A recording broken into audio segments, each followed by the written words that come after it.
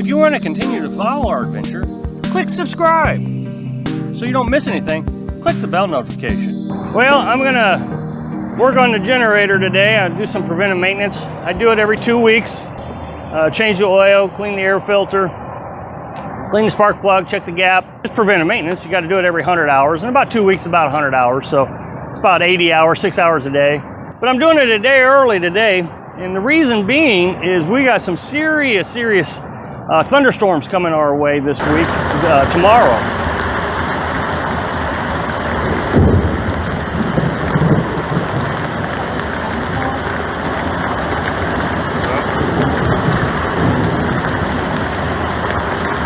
Now, by the time you see this video, it'll be 8 days old. So I'm getting prepared for this storm. Now, the storm, they're talking about everything. It's, lightning, heavy rains, strong winds, tornadoes, and hail. What are you going to do? I mean, you just have to deal with it. Just like you would in your own home. You just have to deal with it. I get a lot of people saying, well, I would leave. Okay.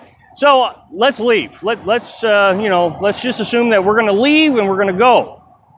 This storm is going to extend from central Texas here all the way up to Iowa, and then it's going to travel east. So my only option would be to start traveling northwest. And so, I mean, we're just automatically going to start spending money again. And this is key.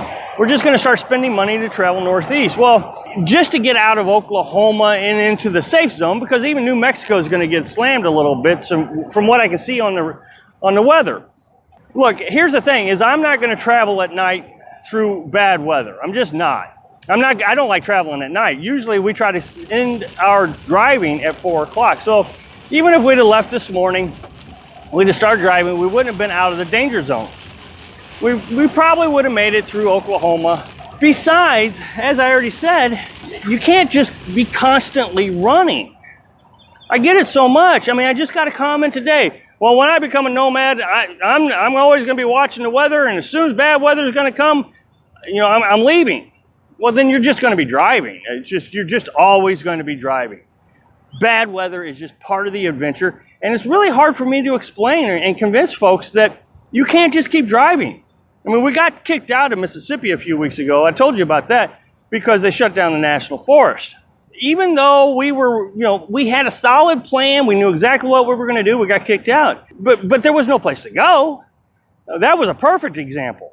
I mean, the storms extended all the way from West Texas all the way to East Florida. Here's the thing, is people say you need to do a better job keeping an eye on the weather. In order to keep an eye on the weather, you got to keep an eye on the weather throughout the entire United States. It's not like I get the Weather Channel. I'm doing this all from an app, and I have to plot and look and see what's going on. I have several different weather apps, so I'm always looking, I'm always monitoring, and the best you can do is sometimes just ride it out. So what we're going to do in this case, just as we did in Mississippi before we got kicked out, is we try to find the safest place that we think we can find to encompass all the possible bad weather situations. Now, the one thing I can't avoid, there's nothing I can do about it, is tornadoes.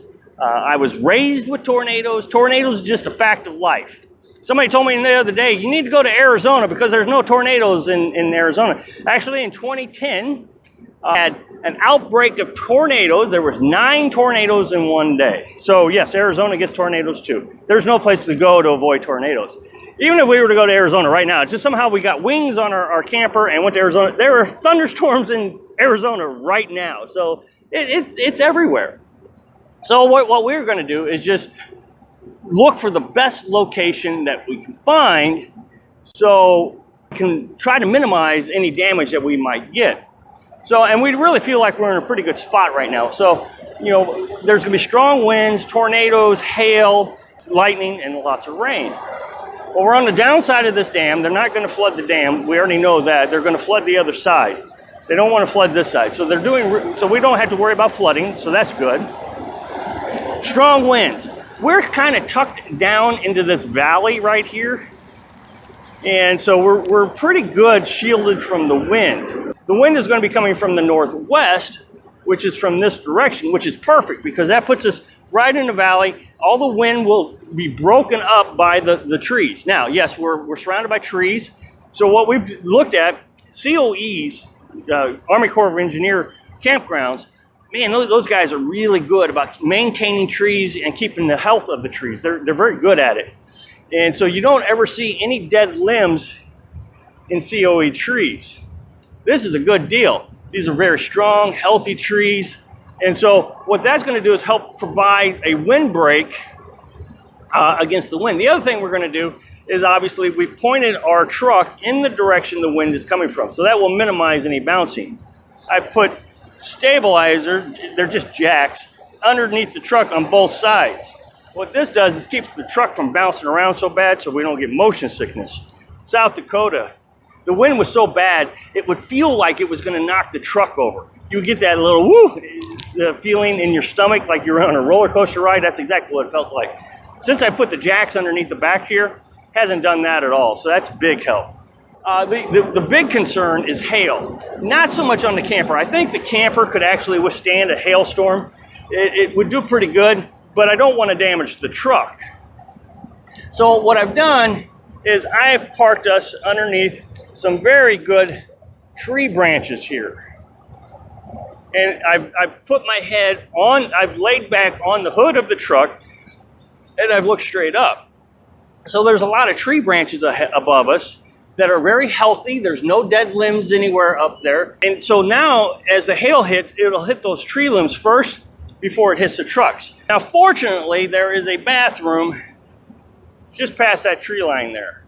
It's a concrete building. So if a tornado does come and all hope is lost and we have to take shelter, the truck isn't going to provide any safety from a tornado, but no house does.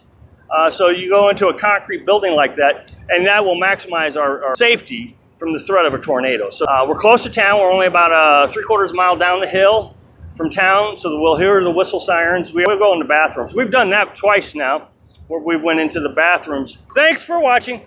Click like if you like the video, and happy travels.